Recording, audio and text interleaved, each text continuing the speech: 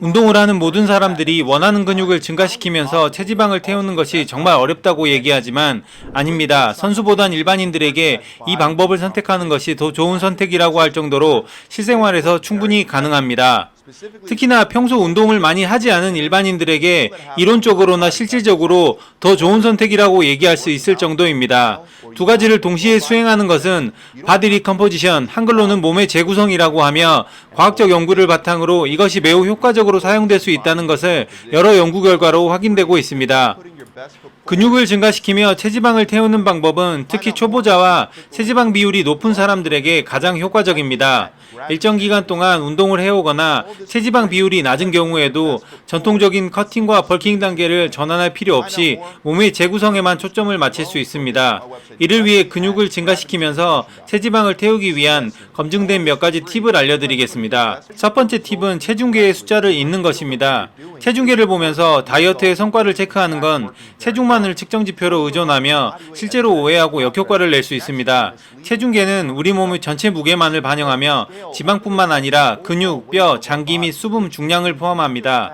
근육을 증가시키기 위해 강도 운동을 통과함에 따라 몸은 구성에서 상당한 변화를 겪습니다. 근육은 지방보다 밀도가 높으며 근육을 증가시키면 동일한 양의 지방에 비해 더 적은 공간을 차지합니다. 따라서 근육을 성공적으로 증가시키고 체지방을 태우더라도 체중이 크게 감소하지 않을 수 있습니다. 체중계의 숫자에만 초점을 맞추는 대신 체형 측정 변화, 향상된 힘과학 지구력, 거울에서의 모습, 옷 착용감 등과 같은 다른 진전 지표를 모니터링하는 것이 더 중요합니다. 두 번째 팁은 운동을 할 때 체지방을 태우는 대신 근육을 증가시키는 것에 중점을 둬야 합니다.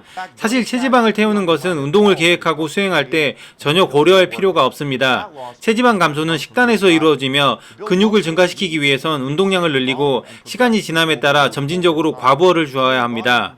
근육 성장을 효과적으로 자극하는 가장 간단한 방법 중 하나는 일주일에 근육 그룹당 20개의 세트와 세트당 6회에서 10회의 반복 횟수를 목표로 하는 것입니다. 예를 들어 3주 동안 10회에서 12회가 가능한 중량으로 운동을 진행하고 그 다음 3주는 3회에서 6회 정도 무게가 가능한 중량으로 운동을 진행합니다.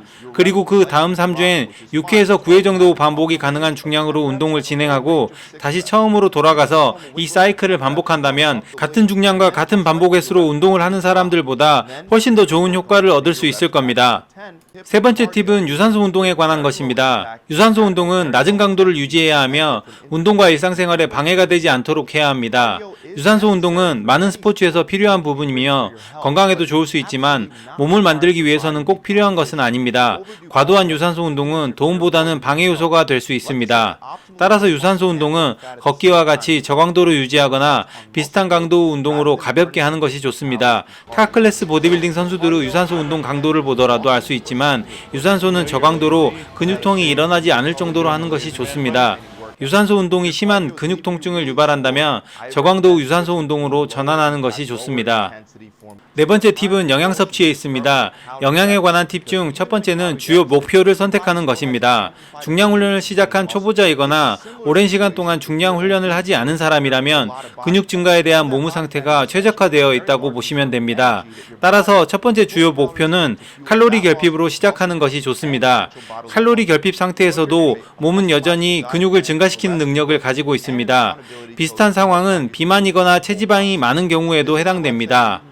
체지방은 실제로 지방 태우기, 근육 증가 및 필수 생체 기능을 위한 매우 큰 에너지 저장소입니다. 따라서 남성은 약 15%의 체지방, 여성은 약 24%의 체지방 이상인 경우 지방 태우기가 주요 목표가 되어야 하며 일반인 기준 하루 유지 칼로리 대비 5에서 30%의 결핍 상태를 목표로 하는 것이 좋습니다.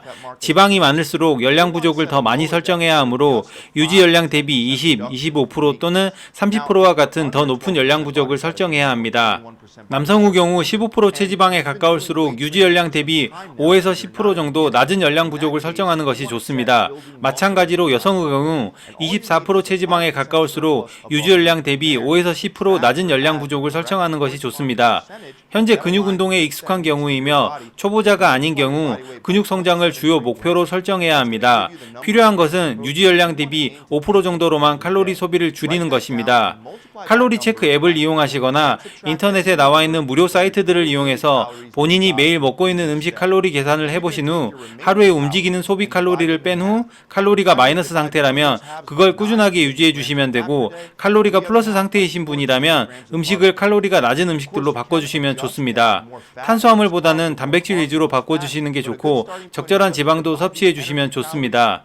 칼로리를 줄이기 위해 음식량을 많이 줄이게 되면 요요 현상이 온다거나 심한 공복감으로 인해 몸에 데미지가 많이 올 수 있으니 음식을 줄이기보다는 칼로리가 낮은 음식들로 음식을 바꿔주시면 됩니다. 마지막 팁으로는 적절한 휴식과 수면을 확보하는 것이 중요합니다. 수면 부족은 체지방 감소 속도를 크게 늦추며 근육 손상 후 회복을 매우 어렵게 만듭니다.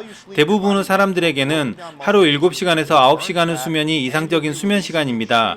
수면 중에 몸은 손상된 근육 조직을 치유하고 지방을 태우며 회복에 유리한 호르몬을 분비합니다.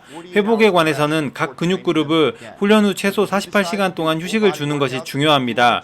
만약 전신 운동을 한다면 매일 다른 날에 하거나 분할 훈련을 하는 경우에도 각 운동이 서로 겹치지 않도록 주의해야 합니다.